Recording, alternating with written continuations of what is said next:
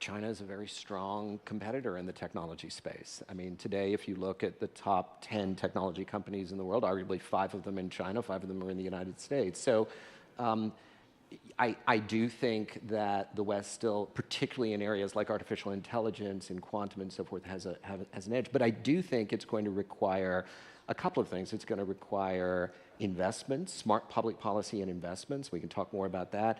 And it's very much going to require an approach to partnership between the public and private sector and an enablement, frankly, of technology that thus far has not really been the approach that we've seen out of some regulators. So I think that's sort of the biggest determinant as to are we going to win the race for technology leadership. Well, actually, this is a wonderful segue to Beth, because what I wanted to ask you, Beth, is really, you know, in this polycrisis, what is the nexus between the public and the private sector? And in particular, you know, in the world that Karan was describing earlier, you know, in the good old days when companies like Google emerged, in a sense, it was a world in which there was a certain detachment between business and politics. I mean, there was never total detachment, but, you know, but there was a sense that business is business and politics can be messy, and international politics too, but ultimately there is a material rationality that prevails. And all of a sudden, the private sector has realized that, alas, it's not always like this, right? And so in a sense, it's really put the private sector on the spot, right? So how do you see this connection between private and public in a sense, firstly, the definition of the problem? Thank you. And I guess we're also redefining or evolving the polycrisis definition as we add things to it here on stage. You know, to go back to the globalization, when it wasn't that, you know, we didn't care where things came from, but the priority was fast and cheap. It was speed. It was all about cost and speed. And then you know, I'll say one day, I'll say something happens, and then we decide, oh well, we need to also look at risk and resiliency and really understand, you know, who are the players in the supply chain. And traditionally, we would think of, I'll say, big defense contractors as the defense industrial base, and wouldn't think of the Googles or Deloittes or others as part of the defense industrial base. But I think that, as you know, highlighted even this afternoon, has changed dramatically. And this whole notion of, you know, public-private partnership, I think needs to be completely redesigned such that we are holistically looking at the things not only from a national security, but economic security, from information warfare, from a climate crisis. I mean, these are all like really meaty problems that we as Western society need to work together on. And I'll say, as a former recovering bureaucrat myself, you know, I can say that, you know, speed and agility aren't usually synonymous with government, and I think that really needs to be a focus such that we have the speed, agility, and ability to combat the, you know, those countries and institutions without the rules and norms that we abide by, because they're not waiting. You know, they are moving with speed and with decisiveness. And I think for us, it is completely imperative that we work together at the national, international, global level, and that we find ways to move much, much quicker and with much more agility. Beth, given that you have sort of sat on both the public and the private, let me just pick up on one of the things that, you know, you started off talking about, you know, the problem concerning the resilience of global supply chains. Now, from a public perspective, I think the problem to me, as I would understand it, is trying to figure out what is the right sort of equilibrium that we should be seeking between the dilution of dangerous dependencies, the diversification of relationships, and the boosting of domestic production. And I imagine that from a private sector perspective, you know, these are also sort of three variables. How would you define the difference between these things are understood now that you have stepped into private sector shoes? I wish I could say, it's all crystal clear. But, as the geopolitical landscape evolves and I'll say countries, in particular the U.S., more and more legislation, governing companies and really wanting to understand what are we doing around the world and who and how are we supporting. And I think it also, and then therefore, it requires companies to really take a look at, really what their sort of not only business objectives are, but, your ethos of the company and where you want to land at the end of the day. But I also think there is, I'll just call it, not to get into the complete dissecting of the relationship between Russia and China. You're probably much more, U.S. and China, you're much more qualified than I am. But there is this, the China's role in the global economy and the U.S. role in the global economy and other nations' role in the global economy matters. And it's hard sometimes to say, well, there's never black and white. And so you're constantly navigating sort of what does the global economy, how is that, I'll say, performing, and how does that influence the national security, et cetera. So that it is, I have no answer today, just to be completely clear, but I do experience I'll say, the problem and the real particular nuances that are required as we're talking about all these different, I'll say, types of crisis, such that we must work together in some regard with those that we don't always align with from a national security or a cultural ethos, things like climate and also the global economy. And so it does get, I'll just say, very, very tricky. Again, I would say from a Western world perspective, the closer the government and industry can work together to solve these things and to navigate these things, I think the stronger we will collectively be. Now, let's turn to the solution to all of this. And Karan, let me come back to you. It is fairly clear that whereas, on the one hand, the US and China have clear advantages, but Europe, in many respects, is falling behind. And indeed, we're aware of it, and hence the next, the new political institutional cycle, which has now just begun, is really putting competitiveness at the forefront of the policy agenda. Several ideas as to how that competitiveness should be pursued. Could you give us a sense of, as someone that, in a sense, is both out and in, right, given Google's presence in Europe, from your perspective, exactly how is it that Europe should be boosting its competitiveness? So, Nathalie, I think the first thing to say is, this competitiveness narrative should not, and discussion, which I think is important and we'll come to, but should not be in any way mistaken for a sense that Europe is not enormously important and powerful and has incredible innovative opportunities, economic opportunities, and so forth. It's the reason why Google has been as deeply invested in Europe as we have been. It truly is effectively a second home for us. We have more than 30,000 employees. We have more than 40 offices in more than 25 countries. We're everywhere. We work with almost every European company, every household.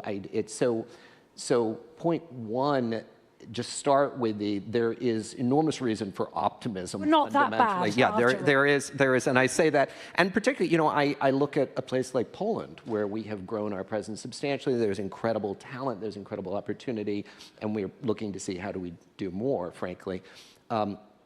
The key, I think, and I don't mean to be, I'm just drinking the Kool-Aid here, but I think the importance of artificial intelligence to European competitiveness is absolutely critical, because what you are seeing, and it's happening right now, industry after industry around the world, the differentiation that is happening in terms of efficiency, productivity, profitability, being driven by AI is going to be a game changer. And the question fundamentally, and I have had this, I was just at the UN General Assembly last week, met with 15 economy ministers. There's one question they all want to know: how can we lead in AI? How can we get ahead? How can we get our companies more deeply invested? What are the set of policies we need to adopt to be at the forefront?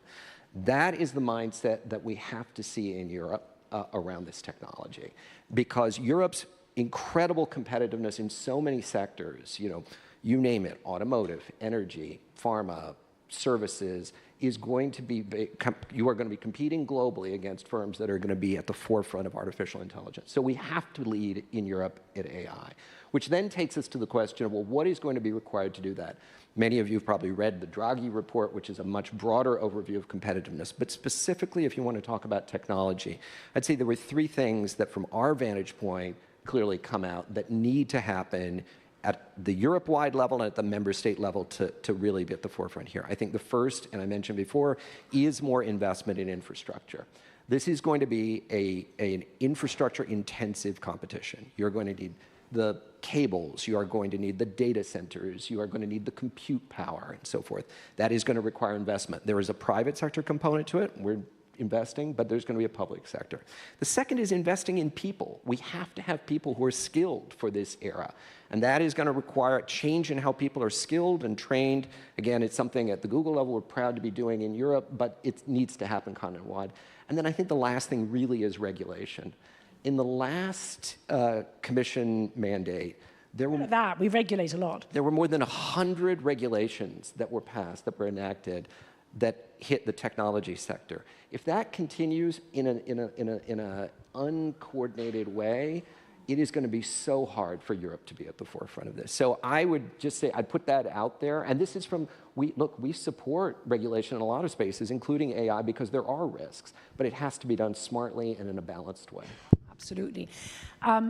You mentioned the Draghi report, and that report, in a sense, really zooms in on three sectors. I mean, there's the tech story, there's the energy story, and there's the defense story, which, of course, is the other problem child in Europe. And Beth, let me turn to you on this, in a sense, kind of wearing both your Deloitte hat, but also, given your experience in this field, in the public sector, what advice would you offer Europeans in terms of how to get up to, where we have to be when it comes to defense? Yeah, and I do think, again, I'll say aligning myself to comments that were just made in terms of the regulations. To regulate is, it's not even fun anymore. And so it really needs to be with purpose. In order to actually be effective in the regulations, we also have to deregulate, just saying. And then also looking at the equipment across Europe. What we've seen, again, go back to globalization, not that people were all about fast and cheap, but there wasn't as much investment in military deterrence. And I think you saw even less investment across Europe around military deterrence, with the US still investing at I'll call it an okay level, but not to the extent that they need capability. And so what you saw with at the start of the Russian invasion of Ukraine, there was this awakening, both in the US and in Europe, around ammunition. I mean, people hadn't looked for as much ammunition in decades, and all of a sudden there was this, again, awakening on really understanding what capabilities do we have, how ready are we for what kind of things, and from a U.S. perspective, very much focused on the Indo-Pacific and China, and then I think in Europe, there wasn't this holistic perspective and approach to, what would Europe's role be should a scenario like this happen. And you see, I think, a tremendous amount of support and resilience across Europe in support of Ukraine, but also a look internally, both at the national level, what capability gaps do we have? What capabilities do we have? What capability gaps do we have? And what should we do? And what I would love to see more of is a pan-European perspective on when they're buying capability and equipment, looking at, I'll just say maybe not bulk purchases, but a different approach to acquisition. I would also love to see a different approach to sustainment and maintenance of the capabilities. Not every nation potentially needs its own maintenance and sustainment capability if you're buying similar platforms. So I think there's a speed and an efficiency opportunity across Europe as it comes to defense. And I would also layer on, information warfare, cyber, definitely part of that. Almost seems easier because it has a shorter tail in terms of a life cycle procurement. But I think they need to go hand in hand. Great. Kathy, let me end with you, bringing us back to the wars in Europe and in the Middle East, and in particular, what role the EU should be playing in them. And on the one hand, we are playing a role in Ukraine, but we could be doing more and better, arguably. We're not playing much of a role in the Middle East at all. And as now one of your successors will be taking office hopefully very soon, Kaja Kallas, what advice would you offer Kaja as she approaches these two wars in and around the continent? I wouldn't dream of giving her advice because I know how difficult the job is, except to say that I think she's going to be fantastic as a High Representative because of her experience and her abilities. And so I wish her incredibly well. I suppose there are two different things to think about. The first is that Europe, and I mean the European Union plus, is this massive, capable group of nations, the biggest trading bloc in the world, that I always felt in office, and I feel still now, does not feel its own strength, its own capabilities. It is our continent that is full of brilliant people, ideas, capabilities, that needs to motivate itself to work together to be able to address what we thought we were done with, which was the idea that somebody could march into another country and, based on the false reading of history and idealism, declare it as their own. I thought that was all gone, and it isn't. And so we need to respond to that as Europe and say, no, this is not going to happen. This is not sustainable.